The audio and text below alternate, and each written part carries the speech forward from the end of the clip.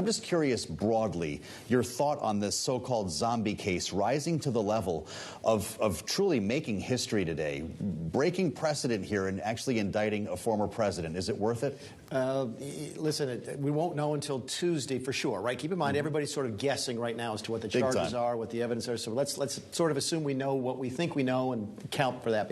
Unless there's something new, Joe, this was a huge mistake. A huge mistake. Unless there's something new. And listen, I've talked to Democrat friends of mine in the last 24 hours who were not real happy about this. They'll all give the talking points about no one's above the law and they'll let the process work and so forth. But there are high-profile Democrats today worried that there might be a Republican Attorney General candidate out there right now saying, well, you know what, if you elect me, I'll indict Nancy Pelosi. That's where we're going. Unless there's something new. This is a case that another DA, Cyrus Vance Jr., passed on under what we think are the same facts and circumstances. It's a criminal theory that even liberal jurists have described as novel, which is a way of saying it's untested. I don't think that any human being has ever been convicted of the things that we think Donald Trump is going to get charged with. We know, I think, that maybe John Edwards was charged with something similar, but found not guilty, and the other charges were thrown out. So, listen, there's a lot of serious things happening with the January 6th investigation, a lot of serious things happening with the Georgia election.